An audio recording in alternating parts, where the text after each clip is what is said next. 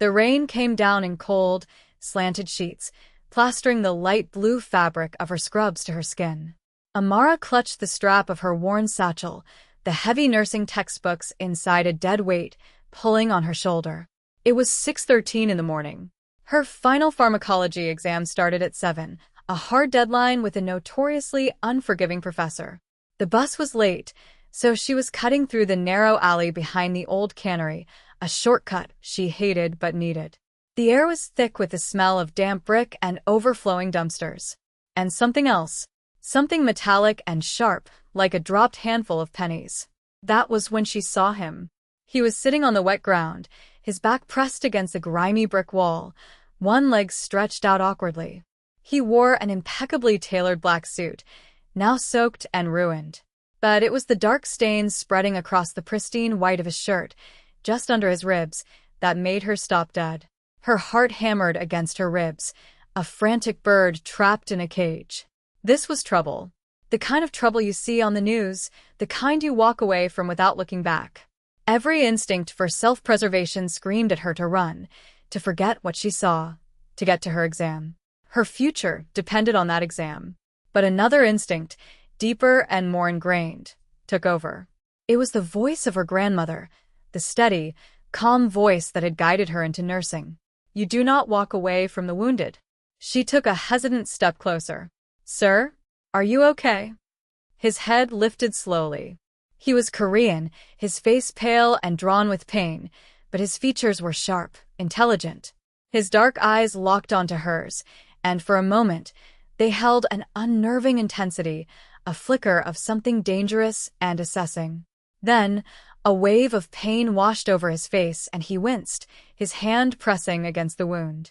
You should not be here, he rasped, his voice a low gravel.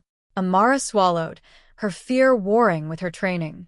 She could see the bleeding was serious. Arterial, maybe. She dropped her satchel, the books thudding onto the concrete. I'm a nursing student, she said, her voice steadier than she felt. Let me see. What she did not know, as she knelt in the rain-soaked alley beside a bleeding stranger, was that this single decision had just rerouted the entire course of her life. The exam, her school, her future, it was all about to become secondary to the silent, dangerous man whose life now rested in her hands. Welcome to our channel. If you enjoy stories about unexpected connections and life-altering choices, be sure to subscribe. Now, let us get into it. The clock on her phone read 6:21. Her apartment was only 2 blocks away, but it felt like miles.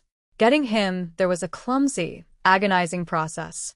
He was heavier than he looked, all lean muscle, and every step sent a fresh jolt of pain through him, making him grit his teeth. She half-dragged, half-supported him, his arm draped over her shoulders, her own body straining with the effort. Her light blue scrubs were now smeared with his blood. Finally, they were inside her small, third-floor walk-up. The apartment was tidy but worn, filled with second-hand furniture and stacks of textbooks. She helped him onto her faded floral sofa, the only piece of furniture large enough to hold him. I need to call an ambulance, she said, her phone already in her hand. No, he commanded, the words sharp and absolute. His eyes were closed, but the authority in his voice was chilling. No hospitals. No police, Amara froze. This was the moment it crystallized. This was not a mugging. This was something else entirely, something from a world she knew nothing about.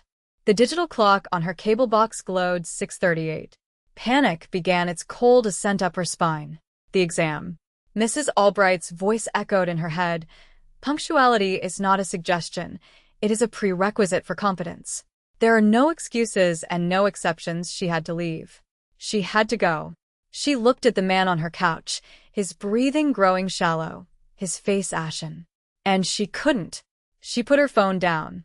Okay, she whispered, mostly to herself. Okay, she ran to the bathroom, grabbing her emergency first aid kit, towels, and a bottle of antiseptic. When she returned, she found him watching her, his gaze intense. You are a student, he stated, his voice quiet. You have somewhere to be. It can wait, she lied, the words tasting like ash in her mouth. She began to work, her hands surprisingly steady as she cut away the fabric of his expensive shirt.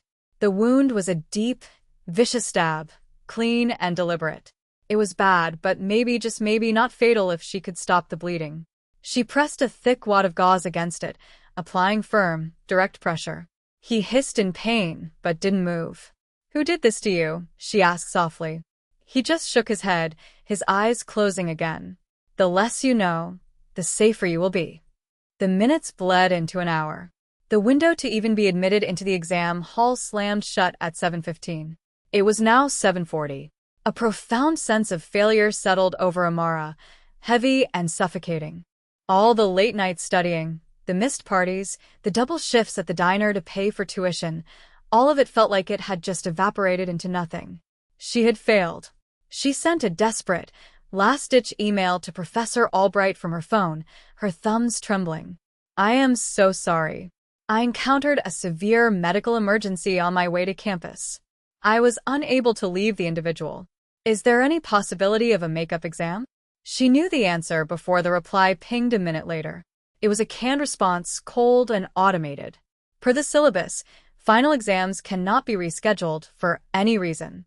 Failure to attend results in a 0 for the exam and an automatic fail for the course. Amara felt the tears well up but forced them back. There was no time for that. The man on her couch was stirring. His name, he had finally told her, was Minjun. He spoke it like it was a state secret, a reluctant offering. He was stable. The bleeding slowed to a sluggish ooze, but he had lost a dangerous amount of blood. He needed a doctor, proper stitches, antibiotics. He needed a hospital, but he had forbidden it. She brought him a glass of water, holding it to his lips. He drank slowly, his eyes never leaving her face. "Why?" he asked, his voice a little stronger now. "Why are you doing this?" Amara sank into the worn armchair across from him, the exhaustion hitting her all at once. "It's what you do," she said simply. "Someone's hurt, you help them." He studied her, his gaze sweeping over her tired face, her blood-stained scrubs, and then it settled on the small, worn silver locket around her neck. "That is an old piece," he observed. Amara's hand went to it instinctively. "It was my grandmother's," she said, a small, sad smile touching her lips. "She was a nurse for 40 years. She gave it to me when I got into nursing school. Said it was to remind me why I was doing it." "And why is that?" Minjun pressed, his curiosity seeming to override his pain. "To fix what's broken," Amara replied, her voice soft. "That's what she always said. It doesn't matter who they are or what they did. If they're broken in front of you, you do what you can to make them whole again." A profound stillness settled over him. He looked at the young woman before him, who had just thrown away her future for a principle her grandmother had taught her, and something shifted in his guarded expression. It was a flicker of awe, of a deep, resonant respect that went beyond gratitude. The sharp, insistent knock on her apartment door made them both freeze. It wasn't the police. It was too aggressive, too impatient. Amara's blood ran cold. Minjun's eyes snapped open, suddenly alert and clear, all traces of weakness gone. He pushed himself into a sitting position, his hand instinctively going to his side, where a weapon was no longer holstered. "Do not open it," he ordered in a low, urgent whisper. The knocking came again, louder this time, rattling the thin wood of the door. "We know he is in there," a voice shouted from the hallway, muffled but menacing. "Open the door, or we will open it for you." Amara stared at the door, her heart pounding a frantic rhythm against her ribs. She looked at Minjun. His face was a mask of cold fury, not at the men outside, but at himself, for bringing this danger to her doorstep. He was trapped, wounded, and he had led his enemies right to this innocent young woman's home. "Stay behind me," he murmured, trying to rise. Amara put a hand on his shoulder, pushing him gently back down. "You'll tear your stitches," she said, her voice a whisper. Then, she took a deep breath, straightened her shoulders, and walked to the door. Her mind was racing. Calling the police was not an option. Minjun had been clear, and involving them would only escalate whatever this was. She had to handle this. She unlocked the deadbolt and opened the door just a crack, leaving the chain on. Two men stood in the dimly lit hallway. They wore expensive, ill-fitting suits and had the predatory stillness of wolves. The one in front had a long, thin scar bisecting his left eyebrow. "We're looking for someone," Scarface said, his voice deceptively pleasant. "He was injured. We believe he came this way." Amara forced herself to meet his gaze, channeling every ounce of her grandmother's formidable composure. "I'm sorry, you must have the wrong apartment," she said, her voice cool and steady. "I've been studying all morning. Haven't seen anyone." The man's smile didn't reach his eyes. He leaned in, trying to peer into the room behind her. "He is bleeding. We smelled it in the hall. A man like him leaves a trail. The only thing you smell is the antiseptic I use for my clinicals," Amara countered, thinking fast. "I'm a nursing student. I spilled a bottle earlier. Now, if you'll excuse me, I have to get back to my work." She made to close the door, but the second man, larger and silent, put a hand flat against it, stopping it cold. "Let us in," he grunted. "We just want to look." "No," Amara said, the word coming out with more force than she expected. "This is my home. You don't have a warrant, and you don't have my permission. Leave, or I will call the police." The man with the scar stared at her for a long, tense moment, searching her face for a lie. He saw a plus-sized young woman in scrubs, looking exhausted but defiant. He saw an ordinary student. He made a fatal error of judgment, the kind arrogant men so often make. He underestimated her. "We will be back," he said, the pleasantness gone, replaced by a naked threat. Then they turned and walked away. Amara shut the door, her back sliding down it as her legs gave out. She sat on the floor, shaking, the adrenaline finally crashing. Minjun was watching her, his expression unreadable. The immediate danger had passed, but the tension in the room was thicker than ever. He had seen the entire exchange, had heard the steel in her voice as she stood between him and his hunters. She had shielded him, lied for him, and faced down men who would have killed her without a second thought. She had done it after sacrificing her final exam for him. The weight of the debt he now owed her was staggering, and it settled on him with a gravity that was almost physical. He reached into the inner pocket of his blood-soaked jacket and pulled out a small, sleek satellite phone, a device she was certain was impossibly expensive and probably illegal. He pressed a single button. The call connected almost instantly. He began speaking in rapid, low Korean, his voice no longer that of a patient, but of a commander issuing orders. The words were clipped, precise, and filled with an absolute authority that sent a shiver down Amara's spine. She couldn't understand language, but she understood the tone. He was moving pieces on a board she couldn't see, orchestrating a response with lethal efficiency. After a moment he listened, his eyes closed. A single word of confirmation, and he ended the call. He looked at Amara, his dark eyes holding a new depth of seriousness. "Help is coming," he said.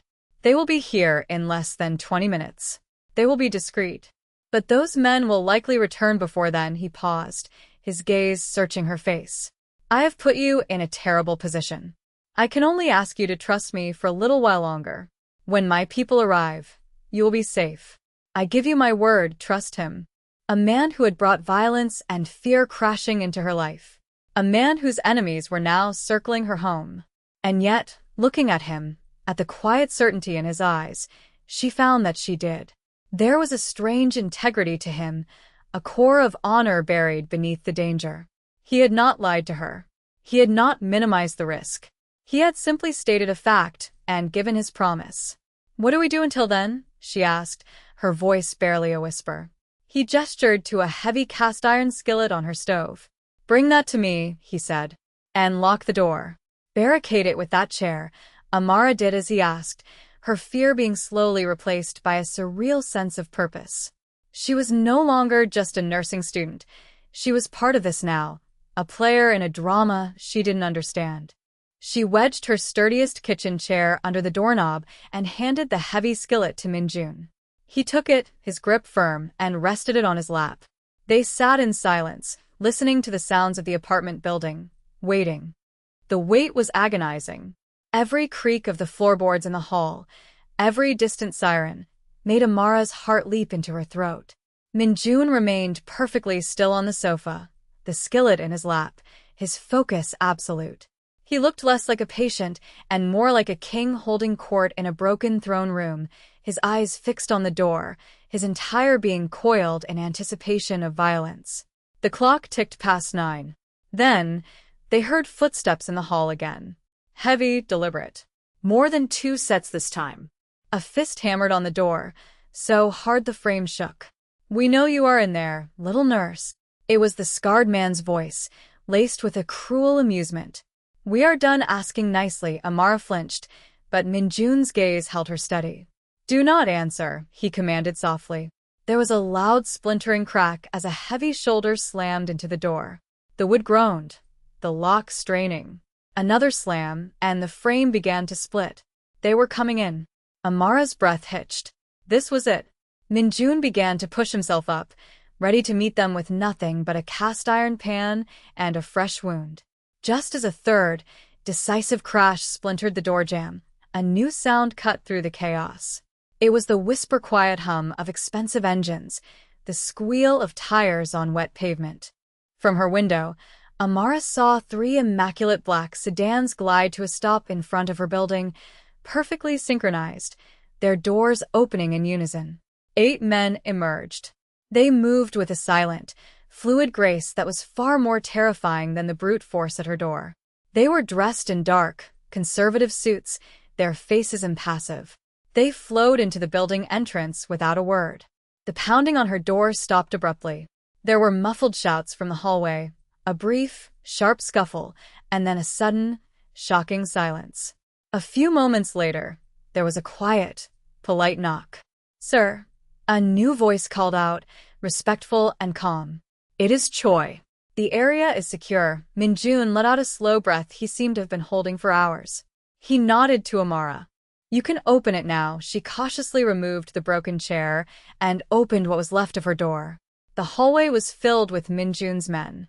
Her 2 tormentors, along with a third man she hadn't seen before, a man who radiated a vicious, unstable energy, were on their knees, their hands bound behind them. Their earlier arrogance was gone, replaced by stark terror. An older man in a perfectly pressed suit stepped forward and bowed slightly to Amara, then turned to Minjun.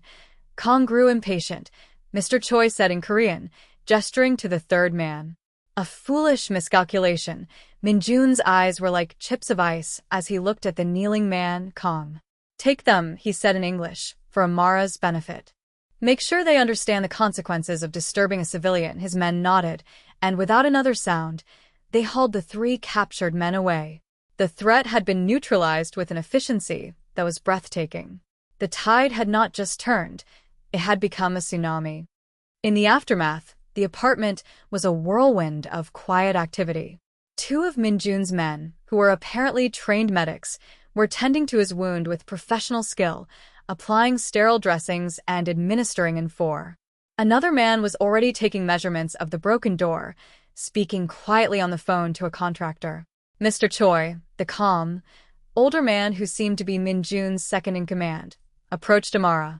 He bowed his head slightly, a gesture of profound respect. "On behalf of our organization, I must extend our deepest apologies for the danger you were placed in," he said, his English perfect and formal. "Your courage was remarkable." Amara just shook her head, still processing the sheer whiplash of the morning. "I just did what anyone would have done." Mr. Choi allowed himself a small, sad smile. "No," he said softly. "You did what very few would have done. You acted with honor. That is a quality our chairman values above all others." Chairman. The title hung in the air, freighted with meaning. It confirmed what Amara had already suspected. Minjun was not just a gangster. He was the one in charge. The boss. The powerful figure at the very top of a dangerous hierarchy. As his men prepared to move him, Minjun rose to his feet, leaning on Mr. Choi for support. He walked over to Amara, stopping just in front of her. The medics had given him something for the pain, but his eyes were clear, his focus entirely on her. They stood in silence for a long moment, the controlled chaos of his organization swirling around them. Then he spoke, his voice low and raspy. "You were not afraid, it wasn't a question. It was a statement of awe." Amara looked up at this formidable man, the leader of a violent criminal enterprise, and for the first time, she saw a flicker of vulnerability in his eyes, a genuine wonder. She gave him the truth. "I was terrified," she admitted, her voice trembling slightly. "My hands were shaking the whole time. I didn't have a choice. My grandmother taught me better." His expression softened. He reached out, his fingers gently brushing against the silver locket at her throat, a touch so light it was barely there. "Your grandmother must have been an extraordinary woman." With that, he turned and allowed his men to escort him out of the apartment, leaving Amara standing alone in the wreckage of her quiet life, the faint, warm imprint of his touch still lingering on her skin. She was left alone. Mr. Choi had assured her that the door would be replaced with a steel-reinforced model by noon, and that a cleaning crew would be by to handle the bloodstains. He had tried to give her a thick envelope of cash, which she had politely but firmly refused. "I didn't do it for money," she had told him, and he seemed to have expected that answer, bowing again before he left. The silence in the apartment was deafening. The adrenaline was gone, replaced by a bone-deep exhaustion and the crushing weight of her reality. She had missed her exam. She had failed her course. Her scholarship, which was contingent on maintaining a high grade point average, was now gone.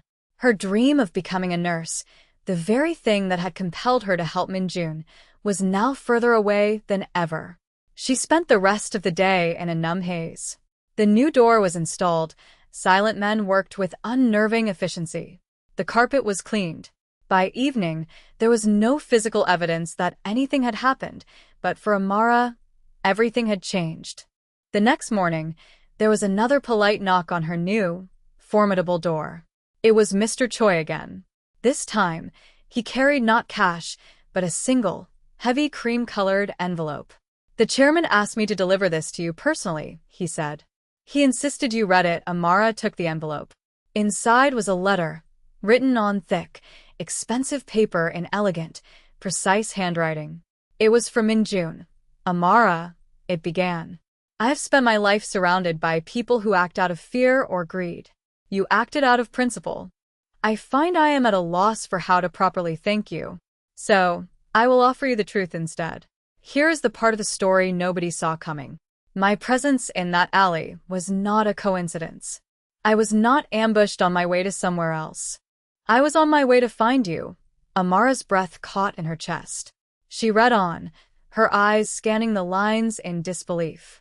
45 years ago, my father was a young man, new to this country, and on the losing side of a territorial dispute.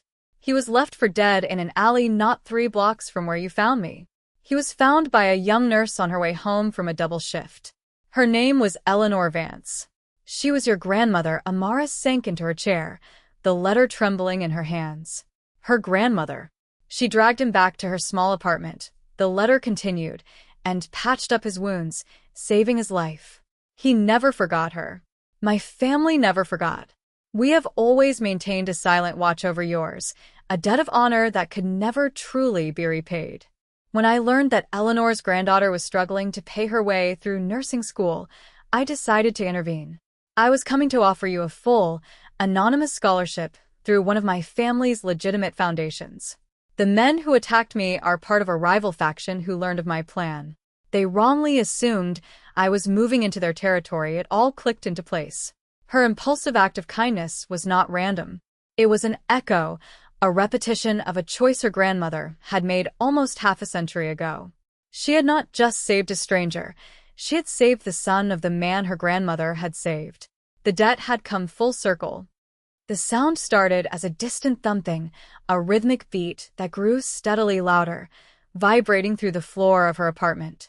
Amara went to the window and looked down. In the small, grassy park across the street, a place usually occupied by children and dog walkers, a black helicopter was descending. People on the street stopped and stared, pulling out their phones as the powerful machine touched down with a deafening roar of its rotors. The door slid open and Min-jun stepped out. He was no longer the wounded man from her sofa. He was dressed in another sharp suit, his arm in a discreet black sling, but he moved with an aura of immense power and control. He walked away from the helicopter, his men keeping a respectful distance, and looked directly up at her window. He was waiting for her. Her heart pounding, Amara grabbed her grandmother's locket, its familiar weight of comfort in her hand, and went downstairs. She met him in the middle of the park, the wind from the slowing rotors whipping her hair around her face. He looked at her, and for the first time, she saw a genuine, unguarded smile touch his lips. "I believe my letter explained some things," he said, his voice carrying easily over the dying noise of the helicopter. "It did," she managed to say. "I had no idea. Honor is a quiet thing," he replied. "It does not announce itself. It is simply lived. Your grandmother lived it. And so do you." He then got to the point with the directness she was coming to learn was his way. "I have been informed of the situation with your examination. The inflexibility of your professor was disappointing. I took the liberty of speaking with the Dean of Medicine at Northwood University, a much more prestigious institution. He is an old family friend. He has reviewed your academic record and is prepared to offer you a full scholarship and to allow you to sit a private examination to demonstrate your knowledge and transfer your credits." Amara was speechless. He had not just solved her problem, he had given her a better future than the one she had lost. I don't know what to say," she stammered. "Say you will accept," Minjun said, his voice softer now. "Allow my family to finally repay the debt we owe yours. Allow me to fix what my presence broke." He looked at her, his dark eyes intense, and she knew this was about more than a family debt. It was personal. It was about the two of them, in this park, with a helicopter waiting. It was the beginning of a new chapter, one she could never have imagined. "Okay," she whispered, a real smile finally breaking through her shock. "Yes." "Okay." 6 months later, Amara walked across the pristine, manicured campus of Northwood University. She wore the deep navy scrubs of their advanced nursing program, a confident stride in her step. She had not only passed her entrance exam, she had excelled, her practical knowledge and calm under pressure impressing the faculty. She was at the top of her class. The world of street violence and hidden debts felt a million miles away, yet it was never truly gone. It existed as a quiet, protective presence at the edges of her life. She never saw his men, but she knew they were there, a silent, invisible shield. Sometimes, a black car would be parked down the street from her new apartment. Sometimes, when she worked a late shift at her clinical rotation, she would see the same car following her bus route, ensuring she got home safely. He never intruded, never demanded anything of her. He simply watched over her. She found a quiet bench in the university's rose garden to study, pulling out her pharmacology textbook. The silver locket her grandmother had given her was warm against her skin. She opened it, looking at the tiny, faded picture of the formidable woman who had unknowingly set all of this in motion. She felt a profound connection to her, a sense of a legacy being fulfilled. As she was reading, the quiet purr of a familiar engine made her look up. A black sedan had pulled up to the curb at the edge of the campus. The back door opened, and Minjun stepped out. He didn't approach, didn't call out to her. He just stood by the car, watching her, a small, patient smile on his face. He was waiting for her to be done, ready to take her to dinner at a restaurant where the owner would bow and give them the best table without a reservation. A debt of honor had been paid. A promise had been kept. But what was growing between them, in these quiet, watchful moments, was something else entirely. It was a bond forged in an alley in the rain, a connection built on principle and sealed by a quiet, unwavering respect. Amara closed her textbook, a smile of her own spreading across her face. She raised a hand in a small wave. He nodded in return. Her future was no longer a question mark. It was a certainty, protected by the most dangerous and honorable man she had ever met. What do you think is the most important quality in a person? Courage, honor, or kindness? Let me know in the comments below. I read every one. Remember to like this video and subscribe to the channel for more stories that touch the heart. See you in the next one.